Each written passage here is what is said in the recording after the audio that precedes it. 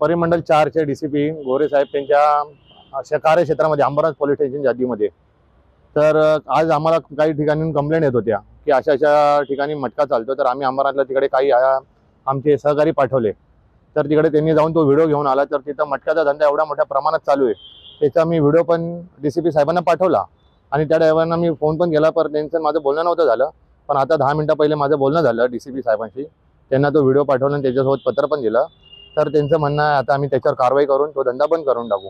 पण त्या मटक्याच्या धंद्यामुळे असं आहे, तिकडचे जे नागरिक आहे ते त्रस्त आहे आणि तो एवढा मोठा धंदा आहे। तिथं ते चक्री, बॉल, चोरट आणि मटका त्याचे मी क्लिप पण दिली तुमच्या न्यूज चॅनलला। तुमच्या न्यूज माध्यमातून मी एवढं सांगतो की तो जो मटक्याचा धंदा आहे तो बंद व्हायला पाहिजे आणि तशी भरपूर धंदे उल्हासनगरमध्ये पण काही ठिकाणी चालू आहे। तर ह्या मटक्याच्या धंद्यामुळे काय होतं, जो सामान्य नागरिक आहे, मजूर आहे, रिक्षावाले आहे, हे सगळे जाऊन तिथं मटका खेळतात आणि काही टायमाने ते मटक्यामध्ये पैसे हारतात आणि हारल्यामुळे काय होतं, त्यांचं मानसिक संतुलन बिघडतं। त्यामुळे ते नशेच्या आहारी जातात, चोऱ्या मारांच्या आहारी जातात आणि हे सगळं आमच्या प्रहार NGOच्या मार्फत आम्ही लोकांना जनजागृती करतो आणि हे सगळं बंद व्हायला पाहिजे, नाहीतर अन्यथा आम्ही 3 दिवसानंतर आंदोलन करू। आम्हाला माहितीनुसार, सूत्रांच्या माहितीनुसार असं माहिती पडलंय की बन्सी नवाक म्हणून आहे आणि त्याचा अंबरनाथ मध्ये खूप दहशत आहे आणि तो दहशतीच्या जोरावर तो मटक्याचा धंदा चालवतो।